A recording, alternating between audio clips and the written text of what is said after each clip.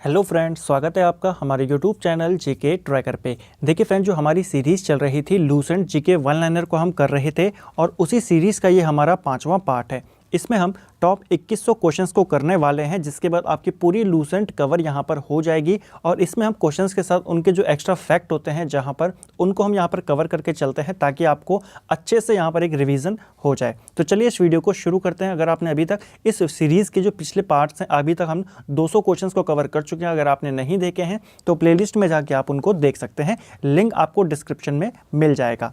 चलिए आज की वीडियो स्टार्ट करते हैं। पहला क्वेश्चन है आज का, किन अभिलेख के किसी भी विशिष्ट ऐतिहासिक घटना का वर्णन नहीं है। यहाँ पर इसको कर देना किन वेद में, ठीक है। तो किन वेद में किसी भी विशिष्ट ऐतिहासिक घटना का वर्णन नहीं है, तो वह वेद है यजुर्वेद और सामवेद, ठीक है। दो वेद ऐसे हैं जिनमें कोई भी ऐतिहासिक घटना का वर्णन नहीं है, यह आपको ध्यान में रखना है, ठीक है।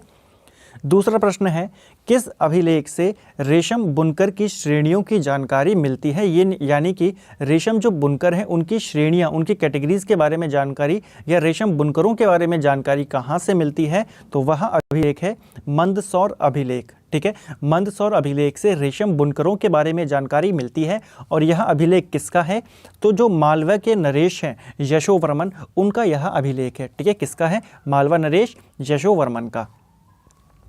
तीसरा प्रश्न है, सिंधु सभ्यता में आग में पकी हुई मिट्टी को क्या कहा जाता था। तो सिंधु सभ्यता के अंदर जो पकी हुई मिट्टी होती थी उसको कहा जाता था टेराकोटा, ठीक है। इसी से मूर्तियां भी बनाई जाती थी। तो किसकी बनी हुई रहती थी उनकी मूर्तियां, टेराकोटा की। टेराकोटा यानी कि जो आग में पकी हुई मिट्टी होती थी उसी को ये कहते थे टेराकोटा। चौथा प्रश्न है आज का, मथुरा कला का संबंध किस धर्म से है। देखिए कई बार प्रश्न बनता है कि मथुरा कला जो है वो किस धर्म से संबंधित है, ठीक है। या फिर ऐसे भी प्रश्न बनता है कि जैन धर्म का प्रसिद्ध केंद्र कौन सा था जब मौर्य युग के बाद, तो वह केंद्र था मथुरा, और मथुरा कला का संबंध है जैन धर्म से, ठीक है। देखिए दो प्रकार से प्रश्न ये बनता है। पहला तो यही बनता है कि मथुरा कला का संबंध किस धर्म से है, जैन धर्म से। दूसरा प्रश्न ये बनता है कि मौर्योत्तर युग में जो जैन धर्म का प्रसिद्ध केंद्र था वो कहाँ स्थित था, तो वो स्थित था ये मथुरा में, ठीक है। अगला प्रश्न है, कंबोडिया स्थित अंकोर वाट का प्रसिद्ध मंदिर किसने बनवाया था। देखिए जो अंकोर वाट का मंदिर है कहाँ स्थित है, कंबोडिया में स्थित है। इसका निर्माण राजा सूर्यवर्मन द्वितीय ने कराया था। कई बार प्रश्न बनता है, ठीक है, किसने करवाया था, सूर्यवर्मन द्वितीय ने, ठीक है। और ये मंदिर किसको समर्पित है, तो यह विष्णु भगवान का मंदिर है, ठीक है। कई बार प्रश्न बन सकता है कि अंकोर वाट में कौन सा मंदिर स्थित है, ठीक है, तो विष्णु भगवान का मंदिर ये स्थित है, ठीक है फ्रेंड्स। छठवां प्रश्न है आज का, किस मौर्य शासक के शासनकाल में तक्षशिला में विद्रोह हुआ था। देखिए तक्षशिला विश्व की सबसे प्राचीन विश्वविद्यालय इसको माना जाता है, ठीक है, तक्षशिला, और ये अभी पाकिस्तान में है, ठीक है। और जब मौर्य शासक बिंदुसार था, बिंदुसार के समय में तक्षशिला में विद्रोह हुए थे, ठीक है। 2 विद्रोह हुए थे, इसका वर्णन मिलता है इतिहास में, ठीक है। और उन विद्रोहों को दबाने के लिए, उनका दमन करने के लिए बिंदुसार ने पहले सुसीम को भेजा था, उनका कोई अधिकारी रहा होगा सुसीम, और उसके बाद अपने पुत्र अशोक को भेजा था, ठीक है। तो प्रश्न बनता है कि तक्षशिला विद्रोह को दबाने के लिए बिंदुसार ने किसे भेजा था, तो आपको ये दोनों नाम याद रखते हैं। ज़्यादातर एग्जाम में सुसीम नाम नहीं आता है, आपको ये नहीं देखने को मिलता, लेकिन अशोक देखने को मिलता है, ठीक है। आपको दोनों याद रखने हैं। अगर बात करें बिंदुसार की, तो चंद्रगुप्त मौर्य का उत्तराधिकारी था। ये गद्दी पर कब बैठता है, तो यह 298 ईस्वी पूर्व में गद्दी पर बैठता है। कौन, बिंदुसार, ठीक है। इसी को अमित्रघात के नाम से भी जाना जाता है, ठीक है। प्रश्न बनता है किस मौर्य शासक को अमित्रघात के नाम से जाना जाता है, तो सही जवाब है बिंदुसार, ठीक है। और इसका मतलब होता है शत्रु का विनाश करने वाला, ठीक है फ्रेंड्स, ये आपको ध्यान में रखने हैं। अगला है, अच्छा इसको किस कर देना, ठीक है। किस वंश के शासक देवपुत्र कहलाते थे। काफ़ी अच्छा क्वेश्चन है। देखिए देवपुत्र कहलाते थे जो कुषाण वंश था, कुषाण वंश, जिसका संस्थापक कौन था, कड़फिसिस इसका संस्थापक था, और इसका महान शासक था कनिष्क, ठीक है। कनिष्क इसी वंश से संबंधित था। तो प्रश्न है यहाँ पर कि किस वंश के शासक देवपुत्र कहलाते थे, तो देवपुत्र कहलाते थे कुषाण वंश के, और उनको यह उपाधि चीनियों ने दी थी। जो चीनी लोग थे उन्होंने जो कुषाण वंश था इसको क्या बोला था, देवपुत्र इनको कहते थे वो, ठीक है। अगला प्रश्न है हमारा, हिंदी में अभिलेख उत्कीर्ण करने वाला प्रथम राजवंश कौन था? तो देखिए ये प्रश्न यहाँ पर बेसिकली ये है कि हिंदी में अपने अभिलेखों को बनाने वाला या छापने वाला पहला वंश कौन था? तो सही जवाब है सेन राजवंश। ठीक है, सेन राजवंश बंगाल में इसने शासन किया था। ठीक है, और एक प्रश्न ये भी एग्जाम में बना है कि बंगाल में पाल वंश के बाद किस वंश का शासन हुआ था? तो पाल वंश जब खत्म हो गया था बंगाल में, उसके बाद बंगाल में सेन वंश का वहाँ पर शासन शुरू हुआ था और इसी वंश ने सबसे पहले हिंदी में अपने अभिलेख छापने शुरू करे थे। ठीक है, हिंदी भाषा में। अगर इस वंश के संस्थापक की बात करें तो सेन वंश का संस्थापक था सामंत सेन और इनकी राजधानी जो पश्चिम बंगाल में है नदिया, वहाँ इनकी राजधानी स्थित थी। ठीक है, इसको लखनौती भी कहा जाता है। अगर बात की जाए सेन वंश का अंतिम शासक कौन था, तो सेन वंश का अंतिम शासक था लक्ष्मण सेन। ठीक है, और इसी को बंगाल का अंतिम हिंदू राजा भी कहा जाता है। प्रश्न बनता है बंगाल का आखिरी हिंदू राजा कौन था? लक्ष्मण सेन था। ठीक है, और किस वंश का था? सेन वंश का था।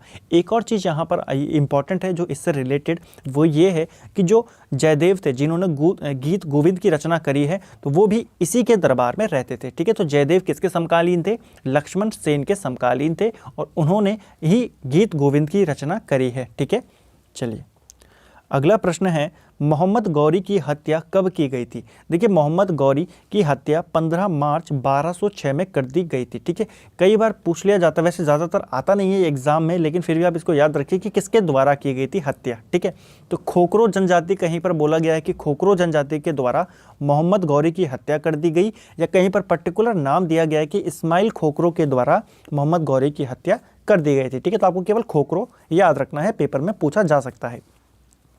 अगर गौरी से रिलेटेड कुछ बातें देखें तो मोहम्मद गौरी ने भारत पर जो पहला आक्रमण किया था वो 1175 में किया था। ठीक है, कहाँ पर किया था? मुल्तान पर किया था।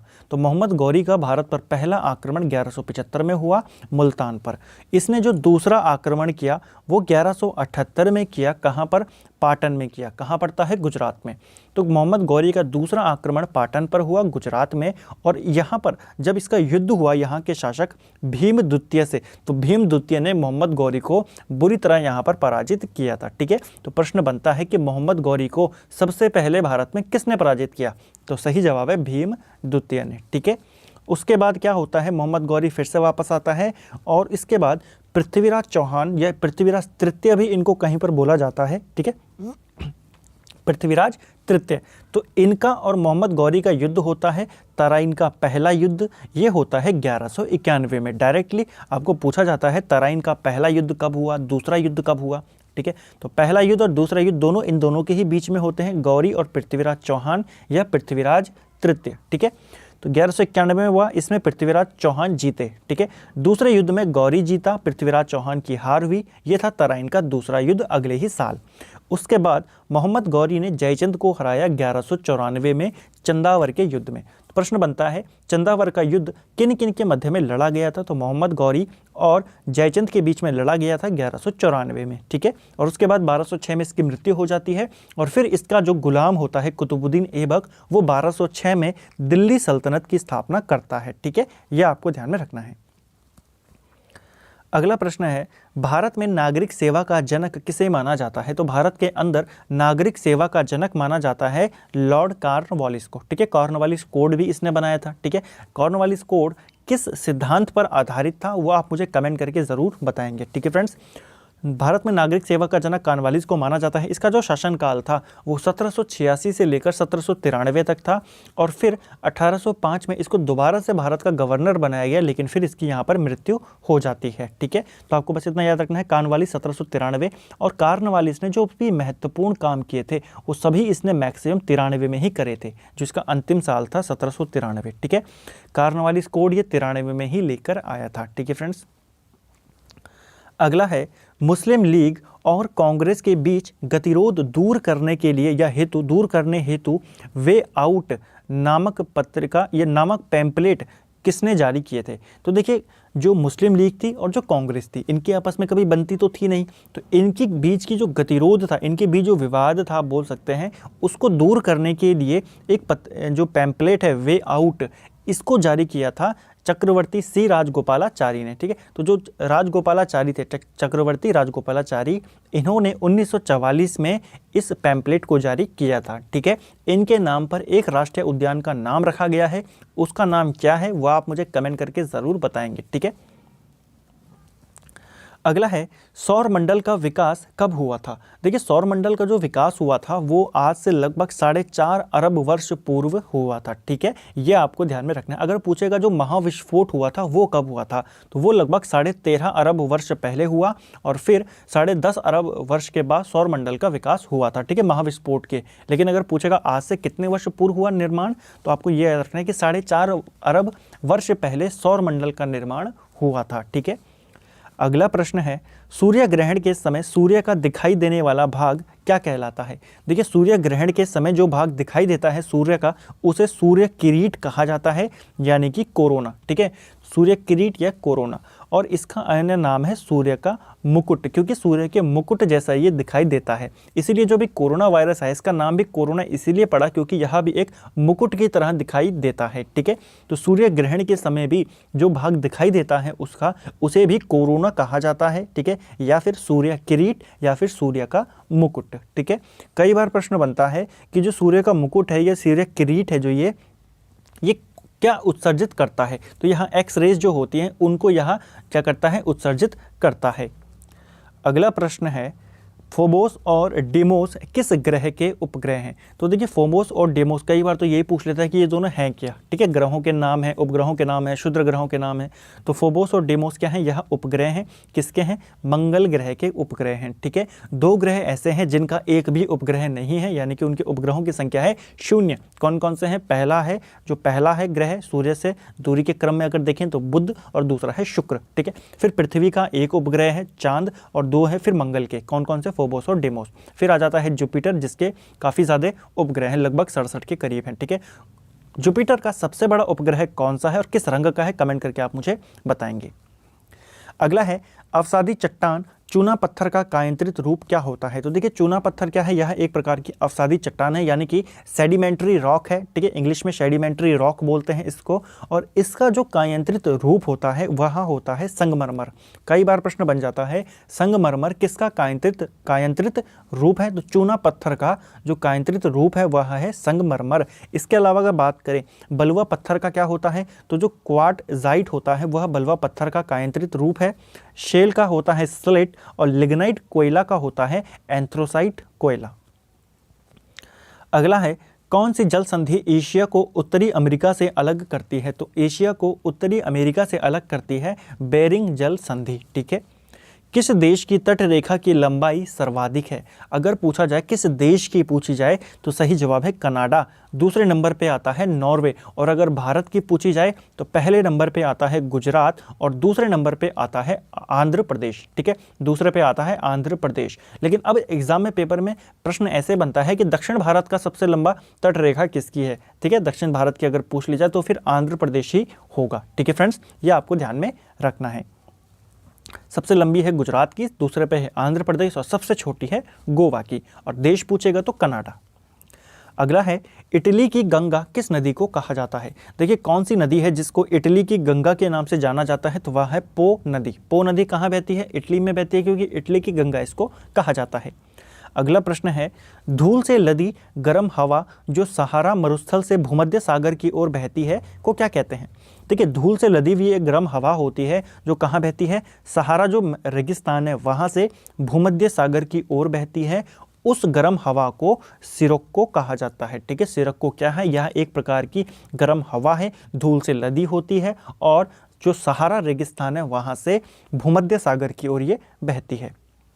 अगला प्रश्न है कड़ी चट्टानों में उगने वाली वनस्पति कौन सी है। तो कड़ी चट्टानों के बीच में उगने वाली वनस्पति है लिथोफाइट। ठीक है, लिथोफाइट कौन सी वनस्पति होती है, जो चट्टानों में उगती है। ठीक है, जो नमकीन क्षेत्रों में उगती है उस वनस्पति को कहा जाता है हेलोफाइट। ठीक है, और जो दलदली क्षेत्रों में उगती है उस वनस्पति को हाइग्रोफाइट कहा जाता है। ठीक है फ्रेंड्स, और जो मरुस्थलीय क्षेत्रों में उगती है उसको कहा जाता है ज़ेरोफाइट, और जो जलीय क्षेत्रों में उगती है उसको हाइड्रोफाइट कहा जाता है। ठीक है, देखिए दलदली में हाइग्रो है और जलीय में हाइड्रो है। ठीक है,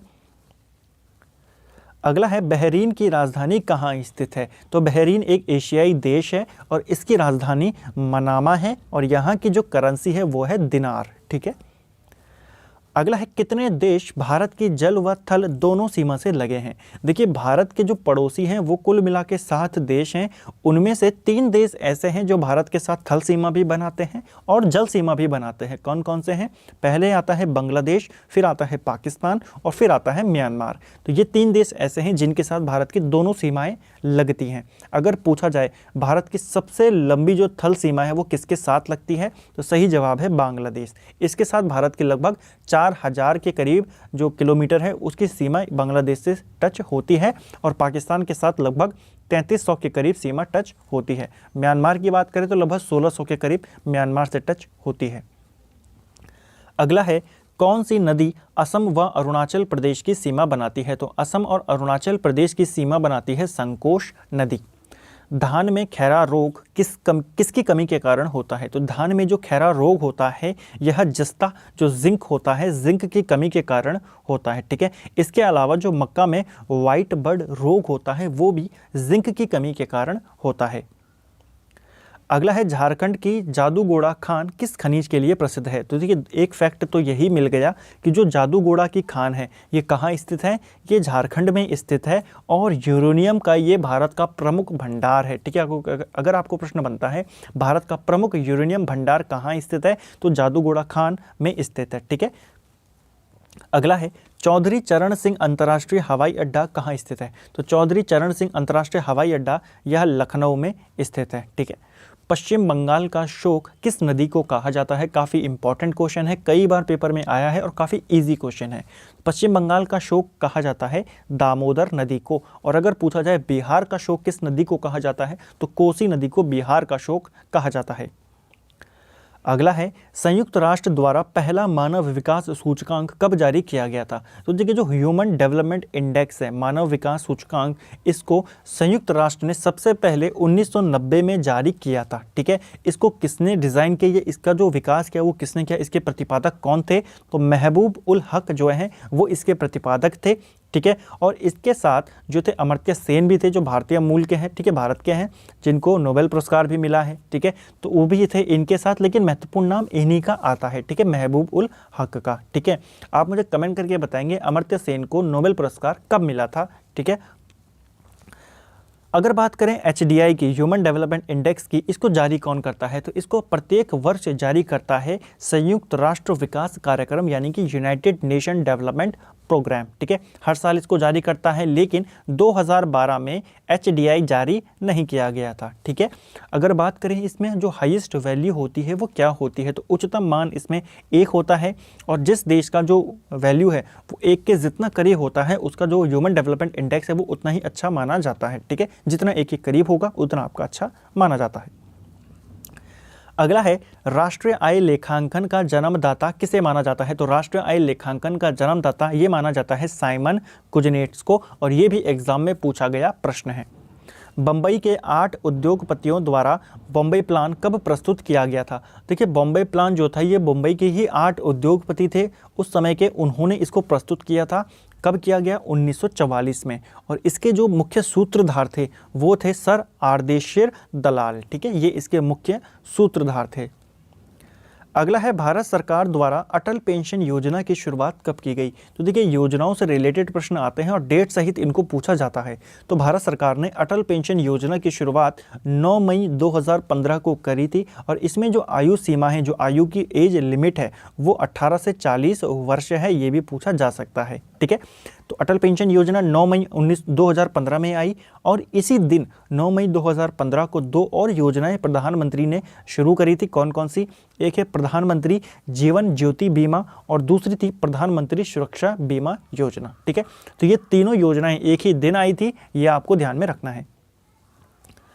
अगला प्रश्न है विनिवेश आयोग के प्रथम अध्यक्ष कौन थे। देखिए विनिवेश आयोग यानी कि डिसइन्वेस्टमेंट कमीशन। तो डिसइन्वेस्टमेंट कमीशन इसका काम क्या होता है पहले उसको देख लेते हैं। देखिए जितने भी फैक्ट्रियाँ होती हैं, जितने भी उद्यम होते हैं, ठीक है, उनमें सरकारी खर्चा कैसे कम किया जाए, सरकार की जो भागीदारी है उसको कैसे कम किया जाए, सरकार को कैसे वहाँ से बाहर निकाला जाए, ये सारा काम किसका होता है? तो ये डिसइन्वेस्टमेंट कमीशन होता है, विनिवेश आयोग होता है, इसका ये कार्य होता है। तो इसका गठन 1996 में किया गया था और इसके जो पहले अध्यक्ष थे उनका नाम था जीवी रामकृष्ण। ठीक है, जीवी रामकृष्ण विनिवेश आयोग के पहले अध्यक्ष थे।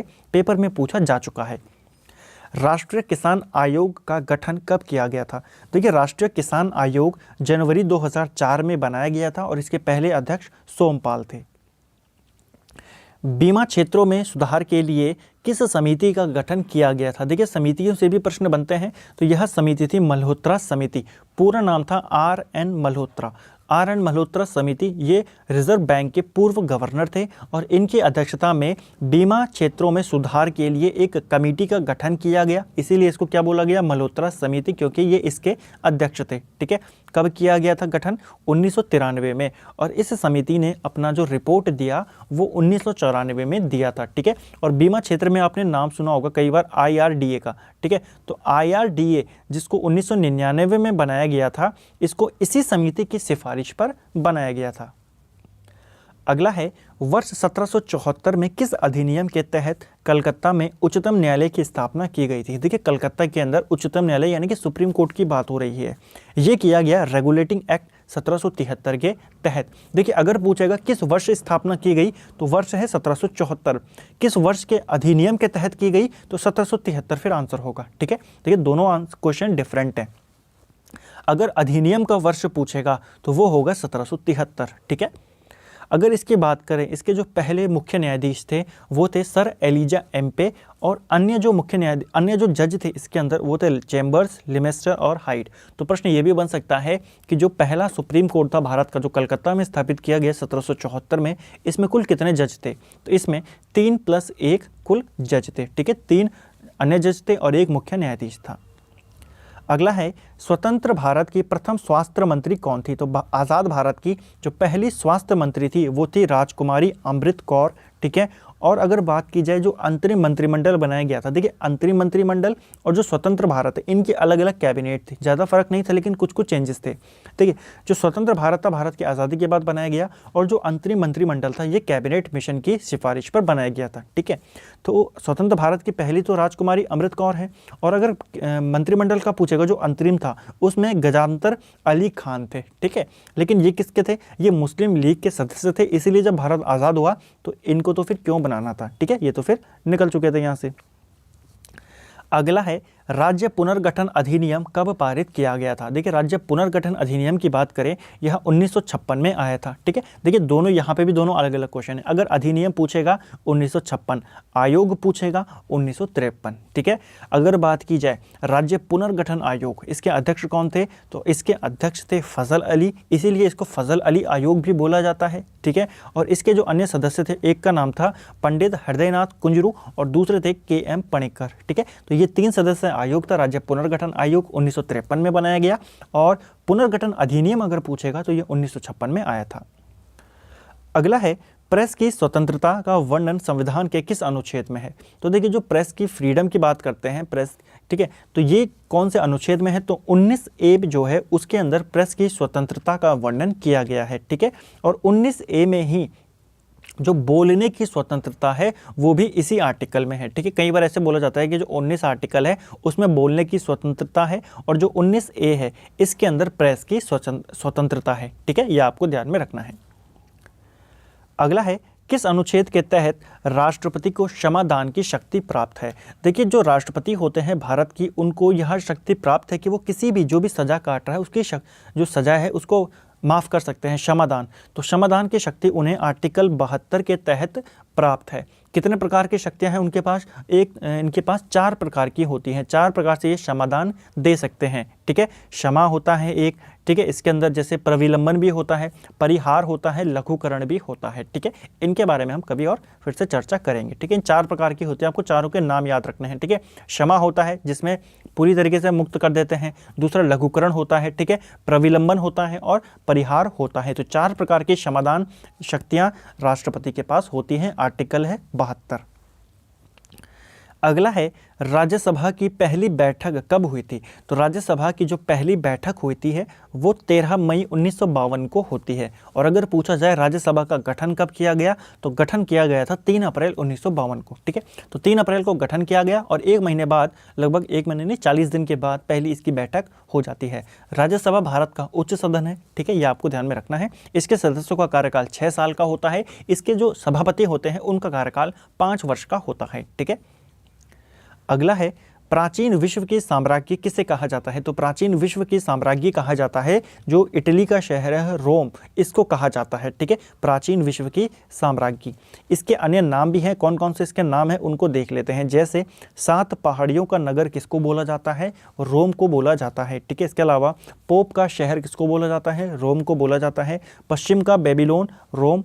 ठीक है, इटर्नल सिटी या होली सिटी किसको बोला जाता है, ये भी, या पवित्र शहर, ये भी किसको बोला जाता है, रोम को बोला जाता है। और रक्तवर्ण महिला, ये भी रोम को बोला जाता है। ठीक है, वर्तमान में भारत में कुल कितने उच्च न्यायालय हैं, तो कितने हाई कोर्ट्स हैं ये पूछा जा रहा है। तो वर्तमान में भारत में कुल 25 हाई कोर्ट हैं। ठीक है, राज्य वित्त आयोग का गठन किस अनुच्छेद के तहत किया गया जाता है। तो देखिए, राज्य वित्त आयोग की यहाँ पर बात हो रही है और इसका गठन किया जाता है आर्टिकल 243(1) के तहत। ठीक है, और अगर केंद्रीय वित्त आयोग जो बनता है उसका गठन होता है आर्टिकल 280 के तहत। ठीक है, अगला है कौन सा उपकरण विद्युत ऊर्जा को ध्वनि ऊर्जा में परिवर्तित करता है। तो इलेक्ट्रिकल एनर्जी को साउंड एनर्जी में कन्वर्ट करता है लाउड स्पीकर, और साउंड एनर्जी को इलेक्ट्रिकल एनर्जी में कन्वर्ट करता है माइक्रोफोन। यानी कि लाउड स्पीकर का उल्टा क्या होता है, माइक्रोफोन। अगला है किस नियम के अनुसार अच्छे अवशोषक ही अच्छे उत्सर्जक होते हैं। तो कौन सा वह नियम है जिसके तहत जो अच्छे अवशोषक होते हैं, एब्जॉर्बर होते हैं, वही अगले अच्छे क्या होते हैं, उत्सर्जक होते हैं। तो वह नियम है किरचॉफ का नियम। अगला है विद्युत बैटरी का आविष्कार किसने किया था।